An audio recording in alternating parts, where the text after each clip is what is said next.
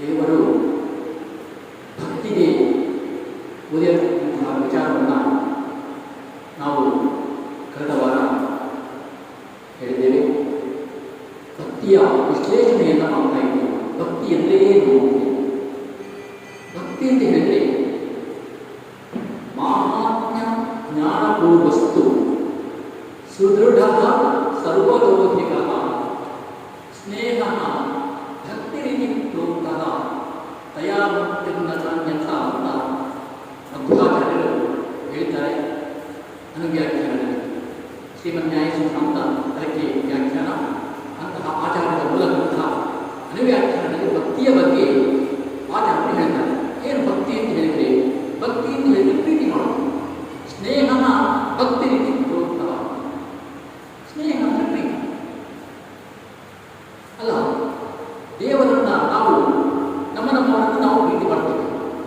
ಅಪ್ಪ ಮಕ್ಕಳನ್ನ ಪ್ರೀತಿ ಮಾಡ್ತಾರೆ, ಗಂಡ ಹೆಂಡತಿ ಪ್ರೀತಿ, ತಂದೆ ಮಕ್ಕಳ ಪ್ರೀತಿ, ಈಗ ಮೊಮ್ಮಕ್ಕಳ ಮೇಲೆ ಪ್ರೀತಿ. ನಾವು ನಮ್ಮ ಭೌತಿಕ ಶರೀರ ಏನು ನಾವು ಕಾಣಿಸ್ತಾ ಇದೆ, ಆ ಶರೀರದ ಜೊತೆಗೆ ನಾವು ಪ್ರೀತಿ ಮಾಡ್ತೇವೆ.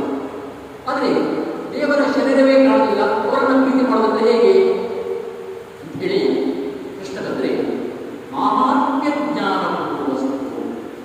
ನಾವೆಲ್ಲ ಅಭಿಮಾನದಿಂದ, ಸಂಬಂಧದಿಂದ, ನಮ್ಮವರು ಎಂಬತಕ್ಕಂಥ ಮಮತೆಯಿಂದ ನಾವು ನಮ್ಮವರನ್ನು ಪ್ರೀತಿ ಮಾಡಿದರೆ, ದೇವರನ್ನು ಪ್ರೀತಿ ಮಾಡತಕ್ಕಂಥದ್ದು ಜ್ಞಾನದಿಂದ ಪ್ರೀತಿ ಮಾಡತಕ್ಕಂಥದ್ದು. ನಾನು ಅದರ ಬಗ್ಗೆ ಮೊನ್ನೆ ವಿವರಣೆ ಕೊಟ್ಟಿದ್ದೇನೆ. ಜ್ಞಾನ ಅಂತ ಹೇಳಿದರೆ ದೇವರ ಸ್ಥಾನಕ್ಕೆ ನಾವು ಬರ್ತೇವೆ, ದೇವಸ್ಥಾನಕ್ಕೆ ಬರ್ತೇವೆ, ದೇವರಿಗೆ ಸುತ್ತು ಬರ್ತೇವೆ, ದೇವರ ಮೂರ್ತಿಯನ್ನು ನಾವು ನೋಡ್ತೇವೆ ಕಣ್ತುಂಬ. ಆ ಮೂರ್ತಿಯನ್ನು ಮನಸ್ಸಿನಲ್ಲಿ ಇಟ್ಟುಕೊಂಡು ದೇವರ ಸುತ್ತು ಬರ್ತೇವೆ. ನಾವು ಅಂದ್ಕೋತೇವೆ ನಮ್ಮದೇ ಭಕ್ತಿ ನಿಜವಾದ ಭಕ್ತಿ ಅಂತ. ಅದು ಭಕ್ತಿ ಖಂಡಿತ ಭಕ್ತಿ ಹೌದು ಅಲ್ಲ ಅಂತಲ್ಲ. ಆದರೆ ದೇವರು ಇನ್ನೂ ಹೆಚ್ಚು ನಿಮ್ಮ ಮೇಲೆ ಅನುಗ್ರಹ, ನಿಮ್ಮ ಮೇಲೆ ಕರುಣೆ ತೋರಬೇಕಾದ್ರೆ, ನಿಮ್ಮ ದೇವ ಕಾರ್ಯವನ್ನು ದೇವರು ಮೆಚ್ಚಬೇಕಾದ್ರೆ ಅದಕ್ಕಿಂತ ಸ್ವಲ್ಪ ಜಾಸ್ತಿ ಅಂದರೆ ಜ್ಞಾನಪೂರ್ವಕವಾಗಿ ದೇವರನ್ನು ಯಾವ ದೇವರು ಷಡಾನನ 6 ಮುಖದ ಷಣ್ಮುಖ ಕುಂಕುಮ ರಕ್ತವರ್ಣ ಶೋಕ ಅಂತೇವೆ ನಾವು. ಅದರ ಅರ್ಥವನ್ನು ಸ್ವಲ್ಪ ತಿಳ್ಕೊಂಡು, ಕುಂಕುಮದ ಹಾಗೆ ಕೆಂಪಾಗಿರ್ತಕ್ಕಂತಹ ಬಣ್ಣವುಳ್ಳದು. ಹೀಗೆ ಮಹಾಮತಿ, ಬಹಳ ಬುದ್ಧಿವಂತ, ದೇವತೆಗಳ ಸೈನ್ಯದ ನೇತೃತ್ವವನ್ನು ಇಂದ್ರಾದಿ ದೇವತೆಗಳಿಗೂ ವಹಿಸಲಿಕ್ಕೆ ಸಾಧ್ಯ ಇಲ್ಲ. ಎಲ್ಲ ದೇವತೆಗಳು ಕೊಟ್ಟದ್ದು ಸ್ಕಂದ ಕುಮಾರನಿಗೆ, ಷಣ್ಮುಖನಿಗೆ. ಹೀಗಾಗಿ ಅಷ್ಟು ಬುದ್ಧಿವಂತಿಕೆ ಒಳಗಿರುವಂತಹ ದೇವತೆಗಳ ಸೈನ್ಯವನ್ನು ನಡೆಸತಕ್ಕಂತಹ ಬುದ್ಧಿವಂತಿಕೆ ಸ್ಕಂದನಲ್ಲಿ ಇದ್ದದರಿಂದಾಗಿ ಅವನಿಗೆ ಆ ಒಂದು ಮಹಾ ಸೈನ್ಯದ ಒಂದು ಆಧಿಪತ್ಯವನ್ನು ಅವನಿಗೆ ಬರುತ್ತದೆ. ರುದ್ರಸ್ಯ ಸೂರು, ರುದ್ರನ ಮಗ. ರುದ್ರದೇವರು ಅಂತ ಹೇಳಿದರೆ ಮನಸ್ಸನ್ನು ನಿಯಂತ್ರಣ ಮಾಡತಕ್ಕಂಥವರು. ನಮ್ಮ ಮನಸ್ಸು ಎಲ್ಲೂ ಹಾಳಾಗಲಿಕ್ಕೆ ಹೋಗದೆ ಮನಸ್ಸನ್ನು ಶುದ್ಧವಾಗಿ, ಸ್ವಚ್ಛವಾಗಿ ನಮ್ಮ ಹತೋಟಿಯಲ್ಲಿ ಇಟ್ಟುಕೊಳ್ಳುವುದಕ್ಕೆ ಸಾಕಾರಿಯಾಗತಕ್ಕಂತಹ ದೇವರು ಅಂದರೆ ಅದು ರುದ್ರದೇವರು. ಅಂತಹ ರುದ್ರದೇವರ ಮಗ ಷಣ್ಮುಖ ದೇವರು. ರುದ್ರಸ್ಯ ಸೂನು ಸುರಸೈನ್ಯನಾಥಂ ಗುಹಂ ಸದಾ ಶರಣಮಹಂ. ಅಂತಹ ಗುಹ ರಕ್ಷತೆ ಇದ್ದಂತಹ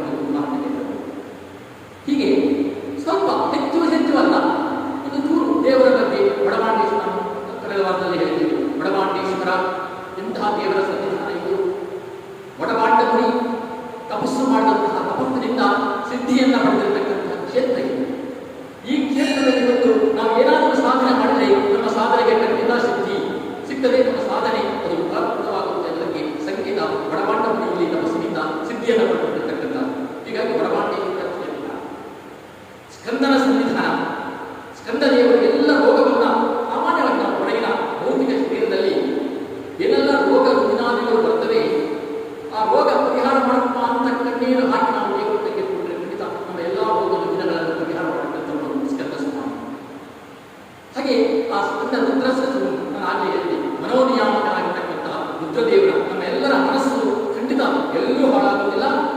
ನಮ್ಮ ಮನಸ್ಸು ಸ್ವಚ್ಛವಾಗಿ ಆಗಬೇಕಾದರೆ ನಾವು ಒಂದು ದೇವರ ಈ ತಾಣದಲ್ಲಿ ನಾವು ದೇವರ ಬಗ್ಗೆ ದೇವರನ್ನ ನೆನೆಸಿ ಅವರ ಧ್ಯಾನ ಮಾಡಿ ಅವರ ಭಕ್ತಿ ಮಾಡಿದರೆ ಖಂಡಿತ ನಮ್ಮ ಮನಸ್ಸು ನಮ್ಮ ನಿಯಂತ್ರಣಕ್ಕೆ ಬರುತ್ತೆ. ಹೀಗಾಗಿ ರುದ್ರದೇವರ ಸನ್ನಿಧಾನ, ಆಚಾರ್ಯ ಮಧ್ವರ ಸನ್ನಿಧಾನ.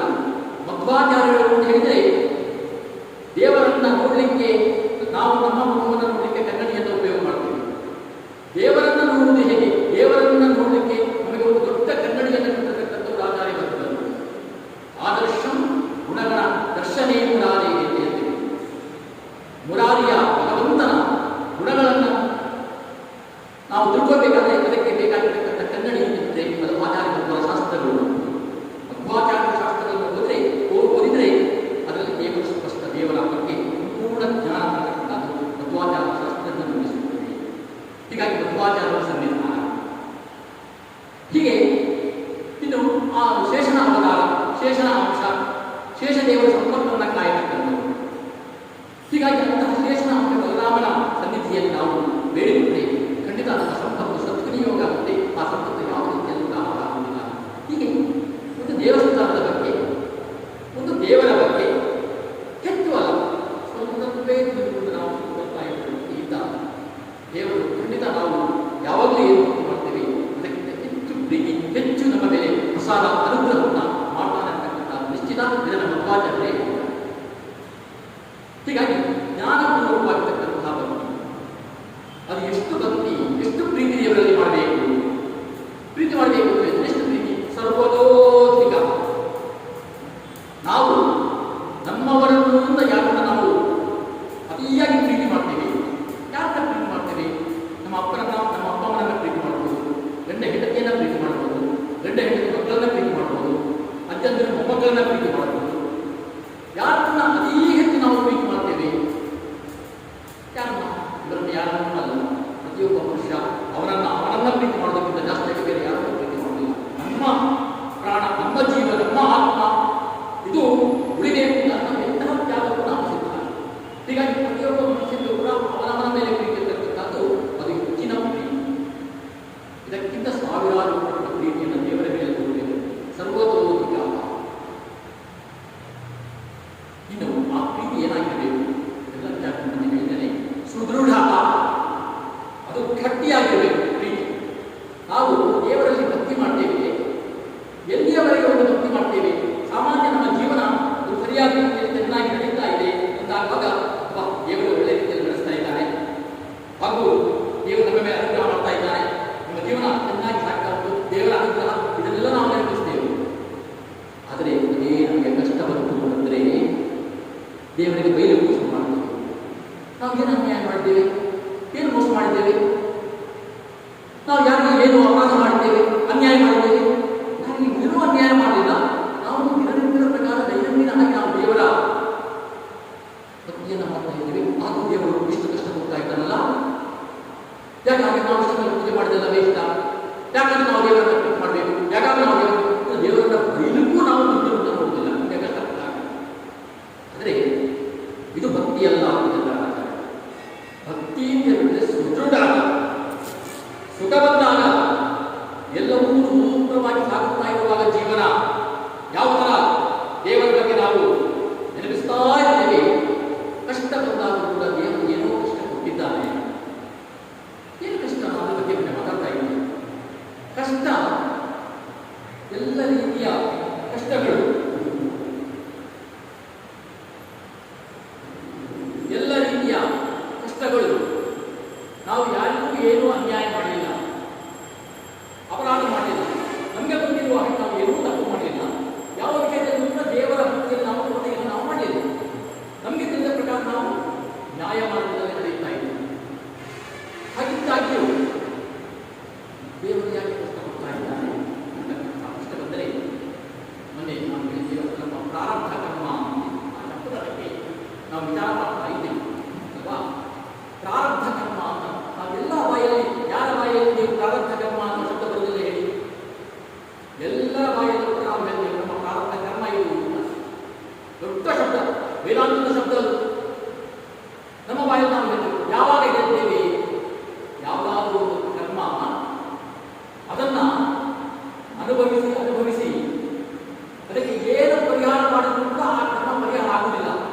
ಎಷ್ಟು ದೇವರ ಪೂಜೆ ಮಾಡ್ತಕ್ಕಂಥ ಜ್ಞಾನ ಯಜ್ಞ ಜಪ ಜಪ ತಪ ಪೂಜೆ ಎಲ್ಲವನ್ನೂ ನಾವು ಮಾಡ್ತೇವೆ. ಹೋಮ ಹವನಗಳು ಎಲ್ಲವನ್ನೂ ಮಾಡ್ತೇವೆ. ಅದು ಯಾವುದನ್ನು ಮಾಡಿದ್ರು ಕೂಡ ಪರಿಹಾರ ಆಗಲಿಲ್ಲ. ಇನ್ನೂ ಇದೆ ಆ ಕರ್ಮ. ಏನು ಮಾಡೋದು? ನಮ್ಮ ಪ್ರಾರಬ್ಧ ಕರ್ಮ ಅಂತ ಅವಾಗ ಅಂದ್ರೆ ಅರ್ಥ, ನಾವು ಈ ಜನ್ಮದಲ್ಲಿ ಯಾರಿಗೂ ಏನು ಅನ್ಯಾಯ ಮಾಡಿಲ್ಲ, ಪ್ರಾಮಾಣಿಕವಾಗಿ ಬದುಕ್ತಾ ಇದ್ದೇವೆ. ಹಾಗಿದ್ರೂ ನಮಗೆ ಕಷ್ಟ ಬಂದೇ ಜನ್ಮಾಂತರದ ನಮ್ಮ ಪರಂಪರ ಅಂತ. ಜನ್ಮಾಂತರದಲ್ಲಿ ನಾವು ಏನು ಮಾಡ್ತೇವೆ? ಪ್ರಾರಬ್ಧ ಕರ್ಮ ಅದನ್ನ ಅನುಭವಿಸಿಯೇ ತೀರಿ. ಅದನ್ನ ಬೇರೆ ಯಾವ ರೀತಿಯಿಂದಲೂ, ಯಾವ ಹೋಮ ಹವನಾದಿಗಳಿಂದಲೂ, ಯಾವುದೇ ರೀತಿಯಲ್ಲಿ ದೇವರ ಸೇವೆಯನ್ನು ಮಾಡಿ ಪ್ರಾರಬ್ಧ ಕರ್ಮ ಒಂದು ಬಿಟ್ಟು ಉಳಿದೆಲ್ಲ ಪರಿಹಾರ ಆದರೆ ಪ್ರಾರಬ್ಧ ಕರ್ಮವನ್ನು ಮಾತ್ರ ಅನುಭವಿಸಿಯೇ ತೀರಿ. ರಾಮಾಯಣದಲ್ಲಿ ಕಥೆ ಬರುತ್ತದೆ. ಇದು ಮೂಲ ರಾಮಾಯಣದಲ್ಲಿ, ವಾಲ್ಮೀಕಿ ರಾಮಾಯಣದಲ್ಲಿ ಇಲ್ಲ, ಅಗ್ನಿ ಪುರಾಣದಲ್ಲಿ ಇರತಕ್ಕಂಥ ಒಂದು ಕಥೆ. ರಾಮ ಲಕ್ಷ್ಮಣ ಸೀತೆಯರು ಕಾಡಲ್ಲಿರ್ತಾರೆ. ಆವಾಗ ಲಕ್ಷ್ಮಣನ ಜೊತೆಗೆ ರಾಮನದ್ದು ಒಂದು ವ್ರತ. ಏನು ವ್ರತ ಅಂತ ಹೇಳಿದರೆ ಉಪವಾಸ ವ್ರತ. ಏನು ಉಪವಾಸ ಅಂತ ಹೇಳಿದರೆ ಕೇವಲ ಮರದಿಂದ ತಾನಾಗಿಯೇ ಬೀಳತಕ್ಕಂತಹ ಹಣ್ಣನ್ನು ಮಾತ್ರ ಸ್ವೀಕಾರ ಮಾಡಿ ಬೇರೆ ಏನನ್ನೂ ನಾವು ತಿನ್ನುವುದಿಲ್ಲ ಅಂತ ಇದು ರಾಮನ ವ್ರತ. ಲಕ್ಷ್ಮಣನ ಜೊತೆ ವ್ರತವನ್ನು ಮಾಡ್ತಾ ಇದ್ದಾರೆ. ಸರಿ, ವೈಶಾಖದ ಸಮಯ, ಎಲ್ಲ ಮರಗಿಡಗಳು ಆ ಹೂ ಬಿಟ್ಟಿವೆ, ಹಣ್ಣು ಬಿಟ್ಟಿವೆ, ಎಲ್ಲ ಗೊಂಚಲಾಗಿ ಕಾಡಲ್ಲಿ ಹಣ್ಣುಗಳು ನೇತಾಡ್ತಾ ಇವೆ. ರಾಮ ಬೆಳಗಿನ ಜಾವದಲ್ಲಿ ನಿತ್ಯ ಕರ್ಮವನ್ನೆಲ್ಲ ಮಾಡಿ ಮುಗಿಸಿ ಲಕ್ಷ್ಮಣನ ಜೊತೆಗೆ ಆ ಮರದ ಕೆಳಗಡೆ ಅವನು ಬಂದು ಕೂತಿದ್ದಾನೆ. ಅಂದರೆ ಅದರಲ್ಲೂ ಒಂದು ಷರತ್ತು ಅಂತ ಹೇಳಿದ್ರೆ, ಸಾಯಂಕಾಲ ಸೂರ್ಯಾಸ್ತ ಆಗುವವರೆಗೆ ಮಾತ್ರ ಬೀಳಬೇಕು.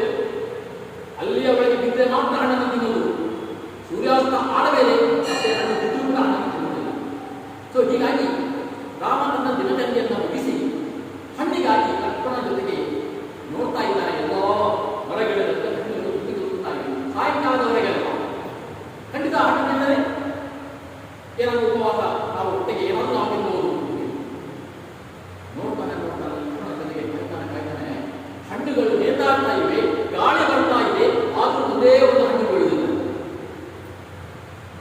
ಎಲ್ಲಿಯವರೆಗೆ ನಿಂತರೆ ಮಧ್ಯಾಹ್ನ ಆಯಿತು, ಸಾಯಂಕಾಲ ಇನ್ನೇನು ಸೂರ್ಯಾಸ್ತದ ಸಮಯ ಹತ್ತಿರ ಬರ್ತಾ ಉಂಟು. 5 ಗಂಟೆ ಆದರೂ ಕೂಡ ಆ ಹಣ್ಣುಗಳೆಲ್ಲ ಯೋಚಿಸುವ ಹಾಗೆ ಅಲ್ಲಾಡ್ತಾ ಇವೆ. ಈಗ ನಾವು ಬೀಳ್ತೇವೆ ಹೇಳಿ ಅವುಗಳು ಬೀಳ್ತಾ ಇವೆ. ಕೊನೆಗೆ ಸೂರ್ಯಾಸ್ತ ಹಾಗೆಯೇ ಬಿಟ್ಟಿದೆ. ಆವಾಗ ರಾಮ ಲಕ್ಷ್ಮಣನ ಮಾತಿನ ಏನು ಮಾತು?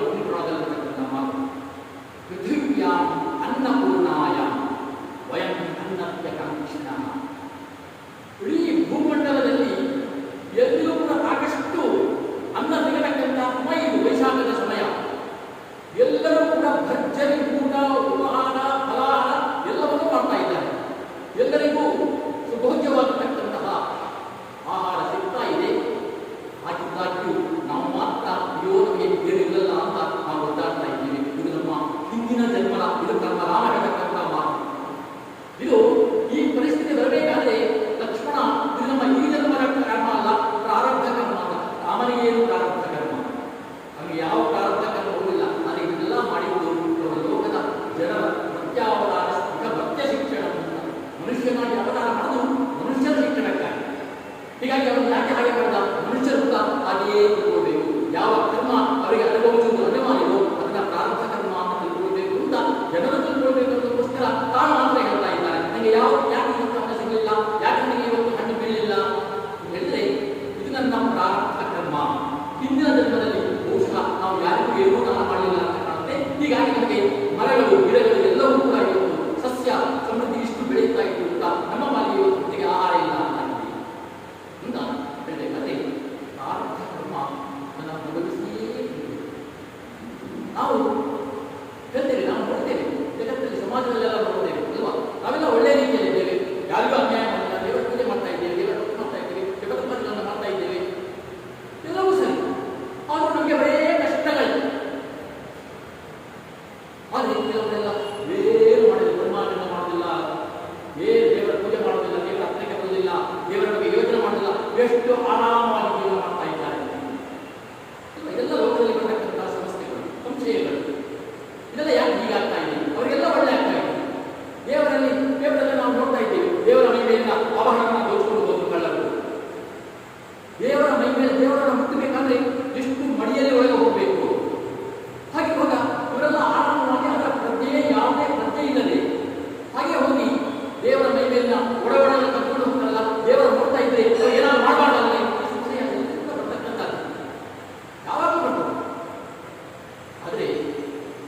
ಇದು ಏನು ಅಂತ ಹೇಳಿದರೆ, ಒಂದು ಲಿಸ್ಟ್ ಪಟ್ಟಿ, ದೇವರು ಲಿಸ್ಟ್ ಪಟ್ಟಿ ಮಾಡ್ತಾ ಇದ್ದಾನೆ. ಯಾರನ್ನೂ ಕೂಡ ಸುಮ್ಮನೆ ಬಿಡುವ ಪಂಚಾಯತಿಗೆ ಇಲ್ಲ. ನಾವೆಲ್ಲ ದೇವರು 84 ಲಕ್ಷ ಜನ್ಮಗಳಲ್ಲಿ ಮನುಷ್ಯನನ್ನಾಗಿ ರೂಪಿಸಿದ್ದಾನೆ. ಎಂಥ ಒಂದು ಶರೀರ ನಮ್ಮಲ್ಲಿ. ಮನುಷ್ಯ ಶರೀರ ಎಂದರೆ ಬೇಕಾದಷ್ಟು ಸಾಧನೆ ಮಾಡಲಿಕ್ಕೆ ಅನುಕೂಲವಾಗಿರ್ತಕ್ಕಂಥ ಶರೀರ. ಮನುಷ್ಯನ ಶರೀರದಿಂದ ಸಾಧನೆ ಮಾಡಿದ ಗೊತ್ತೇ ಬೇರೆ ಯಾವ ಶರೀರದಲ್ಲೂ ಸಾಧನೆ ಮಾಡಲಿಕ್ಕಾಗಲಿಲ್ಲ. ಮನುಷ್ಯನ ಕಣ್ಣಿಂದ ಸಾಧನೆ ಮಾಡಬಹುದು. ದೇವರ ಸಂದರ್ಶನ ಮಾಡಿ, ಒಳ್ಳೊಳ್ಳೆಯ ಕ್ಷೇತ್ರ ಸಂದರ್ಶನ ಮಾಡಿ ಕಣ್ಣಿಂದ ಪುಣ್ಯಗಳ ಸಂಪಾದನೆ. ಕಿವಿಗಳು ಒಳ್ಳೊಳ್ಳೆಯ ಪ್ರವಚನಗಳು, ದೇವರ ವಿಚಾರಗಳು, ವಂಚನೆಗಳು ಇದನ್ನು ಕೇಳಿ ಕಿವಿಗಳಿಂದ ಪುಣ್ಯವನ್ನು ಸಂಪಾದನೆ ಮಾಡಬಹುದು. ಒಳ್ಳೆಯ ವಿಚಾರಗಳನ್ನು ಪ್ರವಚನ ಮಾಡಿ ತಿಳಿ ಹೇಳಿ ಬಾಯಿಂದ ಪುಣ್ಯವನ್ನು ಸಂಪಾದನೆ ಮಾಡಬಹುದು. ಇನ್ನೊಬ್ಬರಿಗೆ ದಾನ, ಇಲ್ಲದೇ ಇದ್ದವರಿಗೆ, ಕಷ್ಟದಲ್ಲಿರ್ತಕ್ಕಂಥವರಿಗೆ ಸಹಾಯ ಮಾಡಬಹುದು. ಕೈಗಳಿಂದ ನಾವು ಪುಣ್ಯವನ್ನು ಕಟ್ಕೊಳ್ಬಹುದು. ಒಳ್ಳೊಳ್ಳೆಯ ಕ್ಷೇತ್ರ ಸಂದರ್ಶನ ಮಾಡುವಾಗ ಕಾಲುಗಳಿಂದ ನಾವು ಪುಣ್ಯವನ್ನು ಕಟ್ಕೊಳ್ಬಹುದು. ಎಲ್ಲ ಅಂಗಾಂಗಗಳಿಂದಲೂ ಕೂಡ ಸಾಧನೆ ಮಾಡಲಿಕ್ಕೆ ಅನುಕೂಲ ಇರತಕ್ಕಂಥ ಶರೀರ ಮನುಷ್ಯನ ಶರೀರ. ಈ ಶರೀರವನ್ನ ದುರುಪಯೋಗ ಪಡೆದುಕೊಂಡು ಬೇಡಾದ ಅನಾಚಾರ, ಅತ್ಯಾಚಾರಗಳನ್ನ, ಅನ್ಯಾಯಗಳನ್ನ ಮಾಡ್ತಾ ಇದ್ರೆ ದೇವರ ಬಗೆಗೆ ಒಂದು ಚೂರು ಕೂಡ ಕಾಳಜಿಯಿಂದ ವಹಿಸದೇ ಹೋದರೆ ದೇವರು ಲಿಸ್ಟ್ ಮಾಡ್ತಾ ಇದ್ದಾರೆ. ಅವನ ಪಟ್ಟಿ ಎಷ್ಟು ತಪ್ಪು ಮಾಡ್ತಾನೆ ಒಂದೇ ಲೆಕ್ಕ. ಅತಿಯಾದ ಪಾಪ ಅವನ ಪಟ್ಟಿ ಆಗ್ಬೇಕಲ್ಲ, ಅದು ಅತಿಯಾದ್ರೆ ಇಲ್ಲ ಜನ್ಮಾಂತರದ ಮುಂದಿಲ್ಲ ಅದರ ಫಲವನ್ನು ಅನುಭವಿಸಿಯೇ ಅನುಭವಿಸ್ತಾರೆ. ಇದಕ್ಕೆ ಯಾವುದೇ ರೀತಿಯ ತೊಂದರೆ ಇಲ್ಲ. ಹಾಗಾದರೆ ಈ ಜನ್ಮದಲ್ಲಿ ಒಳ್ಳೆಯವರಿಗೆ ಕಷ್ಟ ಬರ್ತಲ್ಲ, ಕಷ್ಟ ಬರ್ತದೆ. ಸುಖ ಬಂದವರಿಗೆ ತಾನೇ ಕಷ್ಟ ಬರ್ತದೆ. ಸೊ ಕಷ್ಟ ಬಂದವರಿಗೆ ಪುನಃ ಸುಖ ಬಂದೇ ಬರುತ್ತದೆ. ಇದೆಲ್ಲ ರಥದ ಚಕ್ರಗಳ ಹಾಗೆ ಮೇಲೆ ಕೆಳಗೆ ಮೇಲೆ ಕೆಳಗೆ ಚಕ್ರ ಹೋಗುತ್ತಲ್ಲ. ಮನುಷ್ಯನ ಅದಷ್ಟ ಮೇಲ್ಮಟ್ಟದಲ್ಲಿರುವಾಗ ಅವನಿಗೆ ಸುಖ ಬರ್ತದೆ. ಅದೇ ಚಕ್ರ ಕೆಳಗಡೆ ಬರುವಾಗ, ಮನುಷ್ಯನ ಅದಷ್ಟ ಕೆಳಗಿರುವಾಗ ಕಷ್ಟ ಬರ್ತದೆ. ಸುಖ ಬಂದಾಗ ದೇವರನ್ನ ನೆನಪಿಸಿ, ಕಷ್ಟ ಬಂದಾಗ ದೇವರಿಗೆ ಒಂದೇ ಎರಡೂ ಸಂದರ್ಭ. ಸುಖ ಬಂದಾಗ ಅಯ್ಯೋ ಸುಖ ಬಂತು ಅಂತೇಳಿ ಕುಡಿದು ಕುಪ್ಪಳಿಸುವುದಲ್ಲ, ಸುಖದ ವಿಕಾರವನ್ನು ಸಂತೋಷವನ್ನು ತೋರ್ಪಡಿಸುವುದಲ್ಲ. ಯಾಕೆ ಸುಖ ಬಂತು ಅಂತಂದ್ರೆ ಅವನಿಗೆ ಎಚ್ಚರಿಕೆ, ಮುಂದಿನರಿಗೆ ಕಷ್ಟ ಬರ್ತದೆ ನೋಡುವುದಿಲ್ಲ. ಹಾಗೆ ಕಷ್ಟ ಬಂದಾಗ ಹೆಚ್ಚು ಕುಗ್ಗಬಾರದು. ಕಷ್ಟ ಬಂದಾಗ ಅಂತ ಬಂಡೆಕಲ್ಲು ತಲೆ ಮೇಲೆ ಕೂತು ಅಂತ ಆಟ ಮಾಡಬಾರದು. ಯಾಕೆಂದ್ರೆ ಕಷ್ಟ ಬಂದ್ರೆ ಮುಂದೆ ಸುಖ ಬರ್ತದೆ ಅಂತ. ಒಬ್ಬ ಕವಿ ಬರೀತಾನೆ, ಒಂದು ಸೂರ್ಯೋದಯ ವರ್ಣನೆ. ಸೂರ್ಯೋದಯ ಗುರುಗಳು ಕಣ್ಣುಗಳು ಶಿಷ್ಯನಿಗೆ ಹೇಳ್ತಾರೆ, ಸೂರ್ಯೋದಯ ಬೆಳಗಿನ ಜಾವ ಸೂರ್ಯೋದಯ ಆಯಿತು ಅಂತ ಹುಡುಗನ ಶಿಷ್ಯ ಆಗ್ತದೆ. ಅವಾಗ ನಮಗೆಲ್ಲ ಈಗ ಗಂಟೆ, ವಾಚ್, ಮೊಬೈಲ್ ಎಲ್ಲ ಅವಾಗ ಯಾವುದೂ ಇರಲಿಲ್ಲ. ಸೂರ್ಯನ ಚಲನೆ, ಅವನ ಸ್ಥಿತಿಯನ್ನು ನೋಡಿ ನಾವು ತೀರ್ಮಾನ ಮಾಡಲಿಕ್ಕೆ ಎಷ್ಟು ಗಂಟೆ ಆಯಿತು. ಹೀಗಾಗಿ ಶಿಷ್ಯ ಹೊರಗೆ ಹೋಗಿದ್ದಾರೆ. ಹೊರಗೆ ಹೋಗಿ ಒಳಗೆ ಬರುವಾಗ ಗುರುಗಳೇ ಬೆಳಗಾಯಿತು ಅಂತ ಹೇಳಿದ್ರೆ ಅದು ಕಾವ್ಯ ಅಲ್ಲ. ಎಷ್ಟು ಚಂದ ಹೇಳ್ತಾರೆ ಗುರುಗಳೇ. ಒಂದು ವಿಚಿತ್ರವಾದ ದೃಶ್ಯವನ್ನು ನಾನು ನೋಡಿದೆ ಹೊರಗಡೆ. ಏನದು? ಎರಡು ಬದಿ, ಪೂರ್ವ ಮತ್ತೆ ಪಶ್ಚಿಮ. ಒಂದು ಕಡೆಯಲ್ಲಿ ಉದಯಾಚರಣೆಯಿಂದ, ಉದಯ ಪರ್ವತದಿಂದ ಕಿರಣಗಳು ಸೂರ್ಯ ಮೇಲಕ್ಕೆ ಬರಲಿಕ್ಕೆ ಕಾಯ್ತಾ ಇದ್ದಾನೆ. ಅದೇ ಕ್ಷಣದಲ್ಲಿ ಮತ್ತೊಂದು ಕಡೆಯಲ್ಲಿ ಪಶ್ಚಿಮದಲ್ಲಿ ಚಂದ್ರ ಮುದುತ್ತಾ ಮುದುತ್ತಾ ಮುದುತ್ತಾ ಮುದುತ್ತಾ ಇದ್ದಾನೆ. ಹೀಗಾಗಿ ಒಂದೇ ಕ್ಷಣದಲ್ಲಿ ಎರಡು ತೇಜಸ್ಸುಗಳು, ಸೂರ್ಯ ಚಂದ್ರ, ಅವುಗಳ ವಿರೋಧವಾದ ವಿಭಿನ್ನವಾದ ಪ್ರತಿಕ್ರಿಯೆ. ಒಂದು ಮೇಲೆ ಬರ್ತಾ ಇದೆ, ಮತ್ತೊಂದು ಕೆಳಗೆ ಇಳಿಯುತ್ತಾ ಇದೆ. ಕವಿ ಹೇಳ್ತಾನೆ, ಸೂರ್ಯನಿಗೆ ನಾನು ಇವಾಗ ಉದಯಿಸ್ತಾ ಇದ್ದೇನೆ, ಮೇಲೆ ಬರ್ತೇನೆ ಅಂತೇಳಿ ಒಂದು ನೂರು ಸಂತೋಷ ಇಲ್ಲ. ಅದೇ ಚಂದ್ರನಿಗೆ ಅಸ್ತಾಚಲದಲ್ಲಿ ನಾನು ಇಳಿಯುತ್ತಾ ಇದ್ದೇನೆ, ಇರೋ ದೇವರಿಂದ ಅವರಿಗೆ ದುಃಖ ಹೋಗಿ. ಯಾಕೆಂದ್ರೆ ಸೂರ್ಯನಿಗೆ ಗೊತ್ತು, ಇವಾಗ ನಾನು ಮೇಲಕ್ಕೆ ಬಂದರೂ ಕೂಡ ಸಾಯಂಕಾಲ ಆದಾಗ ಪುನಃ ನಾನು ಬಿಡಲೇಬೇಕು. ಅದೇ ಚಂದ್ರನಿಗೆ ಗೊತ್ತುಂಟು, ಇವಾಗ ನಾನು ಮುಳುಗಿದ್ರು ಕೂಡ ಪುನಃ ಸಾಯಂಕಾಲ ಆದಾಗ ನಾನು ಮೇಲೆ ಬಂದೇ ಬರ್ತೇನೆ. ಹೀಗಾಗಿ ಸೂರ್ಯನಿಗೆ ಮೇಲೆ ಬರುವಾಗಲೂ ಸಂತೋಷ ಇಲ್ಲ, ಚಂದ್ರನಿಗೆ ಕೆಳಗೆ ಬರುವಾಗಲೂ ದುಃಖ ಇಲ್ಲ. ಸುಖ ದುಃಖಗಳನ್ನು ಸಮಾನವಾಗಿ ಹಂಚಿಕೊಂಡು ಎರಡು ತೇಜಸ್ಸುಗಳು ಉದಯಿಸ್ತಾ ಇವೆ ಅಂತ ಬೆಳಗಾಯಿತು. ಈ ರೀತಿಯಲ್ಲೂ ಗುರುಗಳೇ ಬೆಳಗಾಯಿತು ಹೇಳುತ್ತದೆ ಕಾವ್ಯ ಅಲ್ಲ. ಅಂದರೆ ಇದು ಮನುಷ್ಯನಿಗೆ ಒಂದು ಉಪದೇಶ.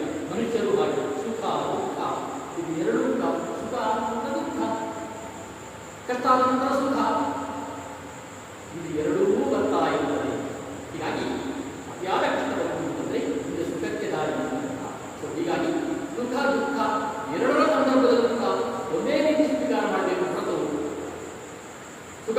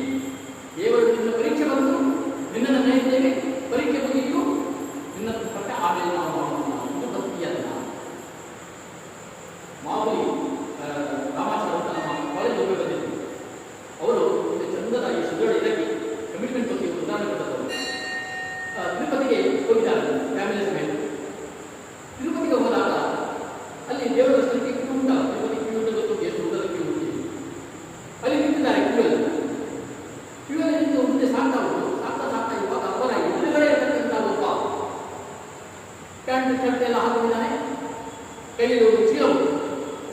ಸರಿ, ಮುಂದಕ್ಕೆ ಸಾಕ್ತಾ ಇದ್ದಾರೆ. ಇವರು ಪಾಪ ನಮ್ಮ ಹಾಗೆ ವೇಷ್ಟಿ ಸಾಲನ್ನು ಹಾಕೊಂಡು ಇವತ್ತು ಕೇಳ್ತಾ ಇದ್ದಾರೆ. ಸರಿ, ಹತ್ರ ಹೋಗುವಾಗ ದೇವರ ಕಾಣಿಕೆ ಡಬ್ಬ ಉಂಟಲ್ಲ, ಕಾಣಿಕೆ ಡಬ್ಬ ಬರುವಾಗ ಆ ಎದುರುಗಡೆ ಇರ್ತಕ್ಕಂಥ ಮನುಷ್ಯ ತನ್ನ ಚೀಲದಿಂದ ಒಂದೇ ಹಣೆ ಹಣವನ್ನು ಸುರಿತಾ ಇದ್ದಾನೆ.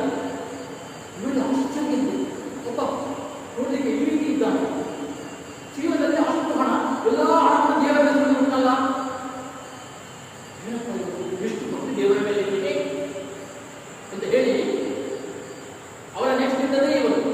ಹೀಗಾಗಿ ಎಲ್ಲ ದೇವರ ಬರುವಾಗ ವಾಪಸ್ ಬರುವಾಗ ನೇರವಾಗಿ ಏನು ಸಂಚಾರ ಏನಪ್ಪ ನೀನು ಅಷ್ಟೊಂದು ಹಣವನ್ನ, ಚೀಲ ಪೂರ್ತಿ ಹಣವನ್ನ ನೀನು ತಿರುಪತಿ ದೇವರಿಗೆ ಹಾಕಿದೆಯಲ್ಲ, ಏನು ನಿನ್ನ ಕಥೆಯೇನು, ಅಷ್ಟು ಭಕ್ತಿಯ ನನಗೆ. ಆಗ ನೀವು ಹೇಳಿದಂತೆ ಭಕ್ತಿ ವ್ಯಕ್ತಿ ಏನಲ್ಲ, ಇದೇ ನಾನು 8 ವರ್ಷದ ಹಿಂದೆ ಬಂದಿದ್ದೆ ದೇವರ ಹತ್ತಿರ ಬಂದು ದೇವರಲ್ಲಿ ಕೇಳಿಕೊಂಡಿದ್ದೆ, ನೋಡಿ ಸ್ವಾಮಿ, ನಾನು ಊರಿಗೆ ಹೋದ ಮೇಲೆ ನನ್ನದೇ ಆಗಿರ್ತಕ್ಕಂಥ ಒಂದು ಬಿಸ್ನೆಸ್ ಸ್ಟಾರ್ಟ್ ಮಾಡ್ತೇನೆ, ಏನಾದ್ರೂ ಆ ಬಿಸ್ನೆಸ್ ಕ್ಲಿಕ್ ಆದರೆ 50-50, 50 ನಿನಗೆ 50 ನನಗೆ. ಸರಿ, ಒಂದಾದ್ಮೇಲೆ ಬಿಸ್ನೆಸ್ ಸ್ಟಾರ್ಟ್ ಮಾಡಿದ, ಕ್ಲಿಕ್ ಆಯಿತು, 50% ದೇವರಿಗೆ ಒಪ್ಪಿಸಬೇಕಲ್ಲ, ನಮ್ಮ ಪ್ರಾಮಾಣಿಕ ಒಪ್ಪಿಸದೇ ಇರಲಿಲ್ಲ. 50% ದುಡ್ಡನ್ನು ದೇವರಿಗೆ ಒಪ್ಪಿಸುವ ಪುಸ್ತಕವನ್ನು ಬಂದಿದ್ದಾನೆ. ಅವನು ಹೇಳಿದ ಹಾಗೆ ದೇವರಿಗೆ 50% ಹಣವನ್ನು ಎಲ್ಲವನ್ನೂ ದೇವರಿಗೆ ಹಾಕಿದ್ದಾನೆ. ಆಯ್ತು, ನಾನು ದೇವರಿಗೆ ಹೇಳಿದಾಗೆ ಮಾಡಿದ್ದೇನೆ, ನಾನು ಹೋಗ್ತೇನೆ, ಅಷ್ಟೇ ಬರ್ತೇನೆ. ದೇವರಲ್ಲಿ ಬೇಡಿಕೊಂಡ, ಕಮಿಟ್ ಮಾಡಿಕೊಂಡ, ಅವನು ಬಿಸ್ನೆಸ್ ಸಕ್ಸಸ್ ಆಯಿತು, 50% ಕೊಟ್ಟೆ ಕೊಟ್ಟ, ಹೋದ. ದೇವರಿಗೆ ಅವನಿಗೆ ಕಾಂಟ್ಯಾಕ್ಟ್ ಜನಪ್ರಕಾಶ ಮುಗಿಯಿತು. ಇದು ಭಕ್ತಿ ಅಲ್ಲ, ಅದು ಸುದೃಢ ಭಕ್ತಿ. ದೃಢವಾಗಿ ಇರಬೇಕು, ಸುದೃಢ, ಯಾವುದೇ ಗಟ್ಟಿಯಾಗಿರಬೇಕು. ಹೀಗೆ ಭಕ್ತಿಯ ಬಗ್ಗೆ ಈ ರೀತಿಯ ಒಂದು ನಿರೂಪಣೆಯನ್ನು ಕೊಟ್ಟಿದ್ದಾರೆ. ಯಾಕಂದ್ರೆ ದೇವರು ಭಕ್ತಿಗೆ ಒಲಿಯುವಷ್ಟು ಬೇರೆ ಯಾವುದಕ್ಕೂ ಕೂಡ ಒಲಿಯುವುದಿಲ್ಲ.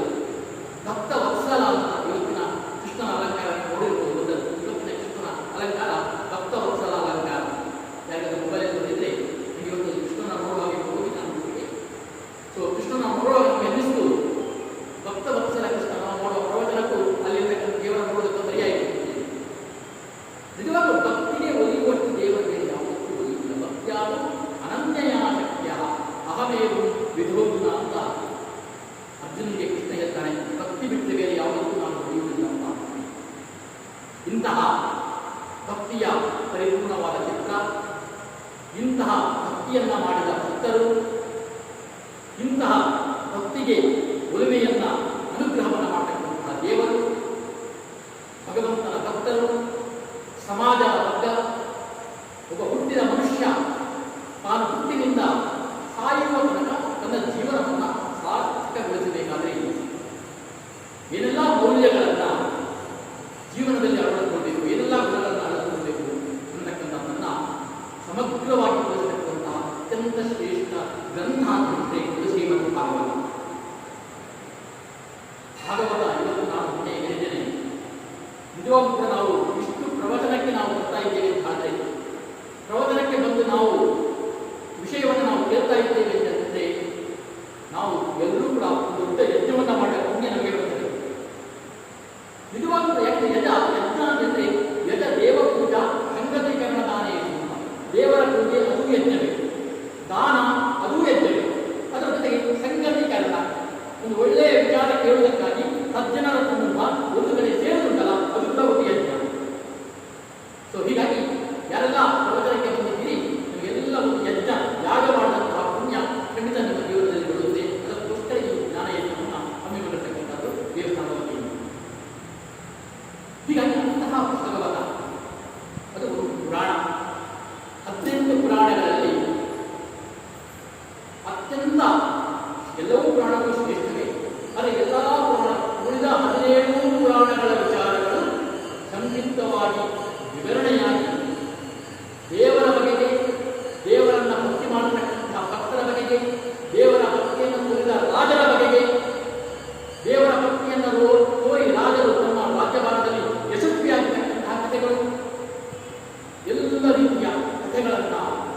ಮೌಲ್ಯಗಳನ್ನು ಒಳಗೊಂಡಿರ್ತಕ್ಕಂಥ ಕೃತಿ ಅದು ಭಾಗವತ.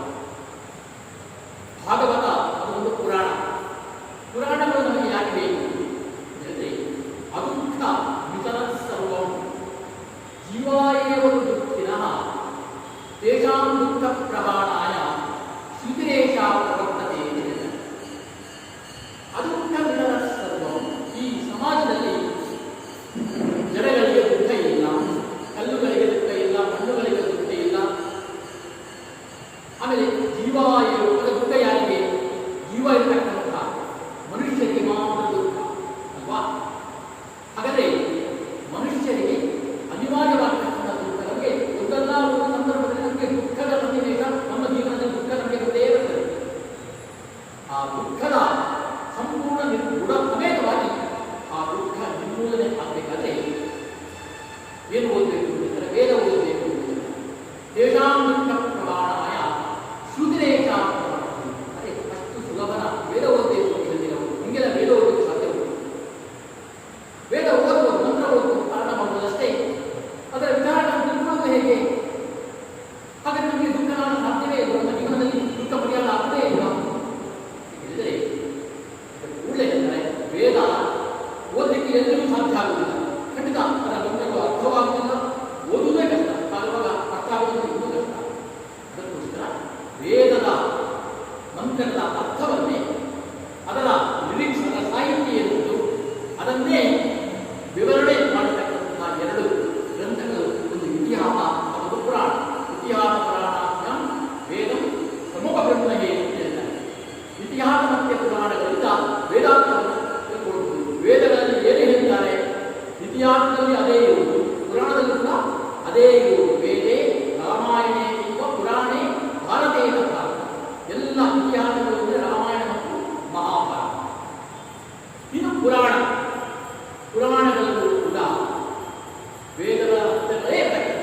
ಹೀಗಾಗಿ ಪುರಾಣ ಶ್ರವಣ ಮಾಡಿದರೂ ಕೂಡ, ಭಾಗವತ ಪುರಾಣ ಶ್ರವಣ ಮಾಡಿದರೂ ಕೂಡ ನಮ್ಮ ಹೃದಯ ನಿರ್ಮೂಲ ಆಗುತ್ತಿರುತ್ತದೆ.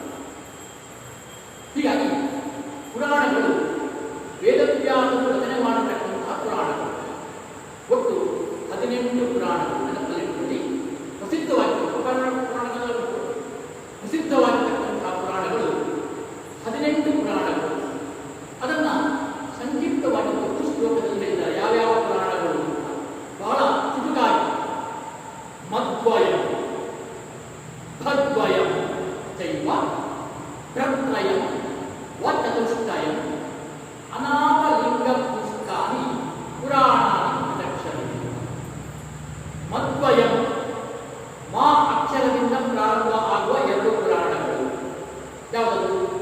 ಮತ್ಸ್ಯ ಪುರಾಣ. ಒಂದು ಪುರಾಣ ಅಂತಕ್ಕಂಥದ್ದು ಮತ್ಸ್ಯ ಪುರಾಣ, ಬಹಳ ಪ್ರಸಿದ್ಧವಾಗಿರ್ತಕ್ಕಂತಹ ಪುರಾಣ. ಮತ್ತೊಂದು ಮಾರ್ಕಂಡೇಯ ಪುರಾಣ. 2 ಪುರಾಣಗಳು, ಮಾದಿಂದ ಪ್ರಾರಂಭ ಆಗ್ತಕ್ಕಂಥ 2.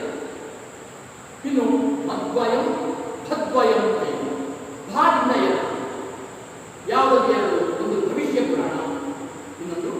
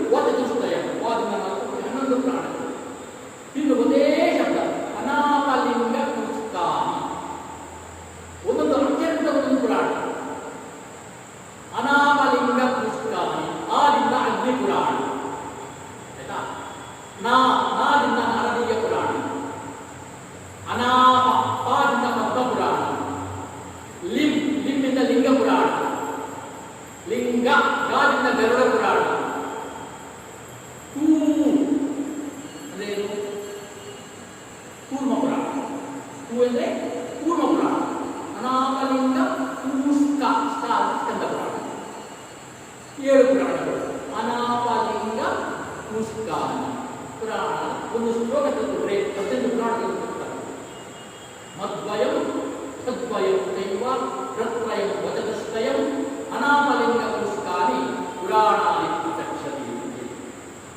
ಹೀಗಾಗಿ 18 ಪುರಾಣಗಳಲ್ಲಿ ಅತ್ಯಂತ ಪ್ರಸಿದ್ಧವಾಗಿರ್ತಕ್ಕಂಥ ಪುರಾಣ, ಎಲ್ಲ ಕಡೆ ಸಪ್ತಾಹ ಅಂತ ಏನು ಆಚರಣೆ ಮಾಡ್ತಾರೆ, ಭಾಗವತ ಸಪ್ತಾಹ ಅಂತ 7 ದಿನಗಳಲ್ಲೂ ಕೂಡ ಭಾಗವತ ಕಥೆಯನ್ನು ಆಗುತ್ತೆ ಸಂಕ್ಷಿಪ್ತವಾಗಿ.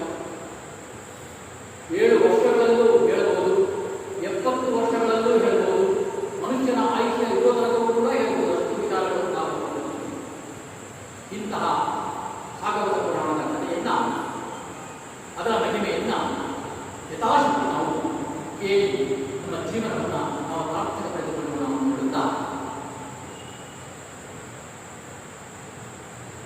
ಭಾಗವತ ಪುರಾಣ ಇದರ ಕಥೆಯನ್ನು ಪ್ರಾರಂಭ ಮಾಡೋದಕ್ಕಿಂತ ಮುಂಚೆ ನಮಗೆ ಅದರಲ್ಲಿ ಆಸಕ್ತಿ ಬರಬೇಕಲ್ವಾ?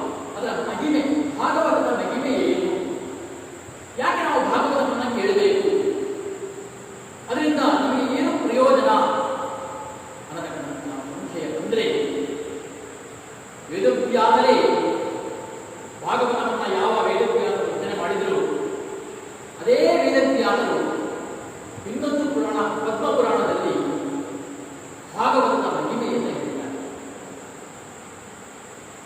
ಆ 3 ಕಥೆಗಳ ಮೂಲಕ ಭಾಗವತದ ಮಹಿಮೆಯನ್ನು ಹೇಳಿದ್ದಾರೆ. ಏನು ಭಾಗವತದ ಮಹಿಮೆ? ಯಾಕೆಂದರೆ ಕಲಿಯುಗದಲ್ಲಂತೂ ವಿಶೇಷವಾಗಿ ಭಾಗವತ ಶ್ರವಣ ಮಾಡಬೇಕು. ಅದು ಪ್ರಾರಂಭ ಆದದ್ದು ನೋಡಿ, ಭಾಗವತ ರಚನೆ ಆದದ್ದು ವೇದವ್ಯಾಸರು ಭಾಗವತವನ್ನು ರಚನೆ ಮಾಡಿದ್ದು 28ನೇ ದ್ವಾಪರ ಯುಗದ ಕೊನೆಯಲ್ಲಿ. ಇವಾಗ 28ನೇ ಕಲಿಯುಗ ನಡೆಯುತ್ತಾ ಉಂಟು. ಅಷ್ಟಾವಿಂಶತನೇ ಕಲಿಯುಗೆ ಅಂತ ನಾವು ಹೇಳ್ತೇವೆ. 28ನೇ ಕಲಿಯುಗ ನಡೆಯುತ್ತಾ ಇದೆ.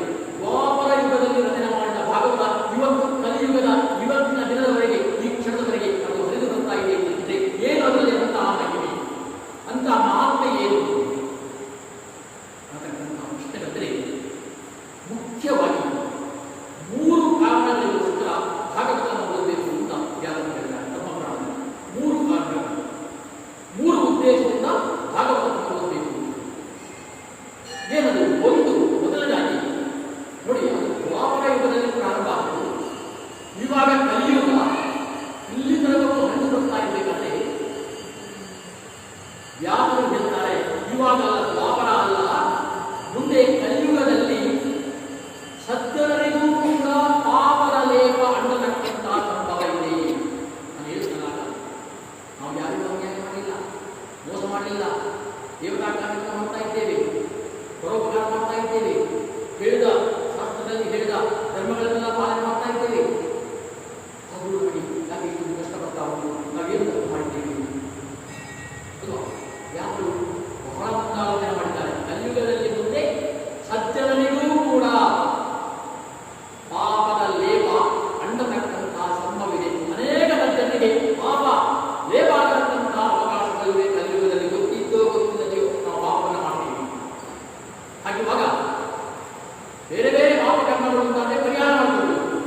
ಅದೇ ಪ್ರಾರಬ್ಧ ಕರ್ಮ ಅಂತಾದ್ರೆ ಅದನ್ನು ಅನುಭವಿಸಬೇಕಲ್ಲ, ಅನುಭವಿಸಬೇಕಾದ್ರೆ ತಾಕತ್ತು ಬೇಕಲ್ಲ, ಶಕ್ತಿ ಬೇಕಲ್ಲ, ಅನುಕೂಲ ಬೇಕಲ್ಲ. ಅದು ಭಾಗವತ ಶ್ರವಣದಿಂದ ಸಜ್ಜನರಿಗೆ ಕಲಿಯುಗದಲ್ಲಿ ಗೊತ್ತಿದ್ದೋ ಗೊತ್ತಿಲ್ಲದೆಯೋ ಏನು ಪಾಪ ಕಾರ್ಯಗಳನ್ನು ಮಾಡ್ತಾರೆ, ಆ ಪಾಪದ ವಿಮೋಚನೆಗೆ ಅತ್ಯಂತ ಶ್ರೇಷ್ಠವಾದ ಉಪಾಯ ಅಂತಿದ್ರೆ ಭಾಗವತ ಶ್ರವಣ. ಭಾಗವತವನ್ನು ಕೇಳಬೇಕು, ಭಾಗವತವನ್ನು ಪ್ರವಚನ ಮಾಡಬೇಕು. ಇದರಿಂದ ಎಲ್ಲ ನಮ್ಮ ಪಾಪಗಳು ದೂರವಾಗ್ತವೆ. ಪಾಪ ಮಾಡಿದ್ರು ಕೂಡ ಭಾಗವತವನ್ನು ಕೇಳಿದರೆ ಸಾಕು, ನಮ್ಮ ಪಾಪ ವಿಮೋಚನೆಯಾಗಿದೆ, ನಮ್ಮ ಪಾಪ ದೂರ ಆಯಿತು ಅಂತ ಸಂತೋಷದಿಂದ ನಾವು ಹೋಗ್ಬೋದು. ಒಂದು. ಎರಡನೇದಾಗಿ ಬಹಳ ಮುಖ್ಯವಾಗಿರ್ತಕ್ಕಂಥದ್ದು, ನಮಗೆ ನಮ್ಮ ಸಂಬಂಧಿಕರು ನಮ್ಮನ್ನು ಅಗಲಿ ಹೋಗಿದ್ದಾರೆ. ಅವರಿಗೆ ಯಾವುದೋ ಕಾರಣದಿಂದ ಸದ್ಗತಿ ಆಗಿರುವುದಿಲ್ಲ. ಅವರೇ ಜೀವ ಇರುವಾಗ, ಜೀವಂತ ಇರುವಾಗ ಮಾಡಿದ ನೀಚ ಕರ್ಮದಿಂದಲೋ ಅಥವಾ ಸತ್ತ ಮೇಲೆ ಯಾರೂ ಅವರಿಗೆ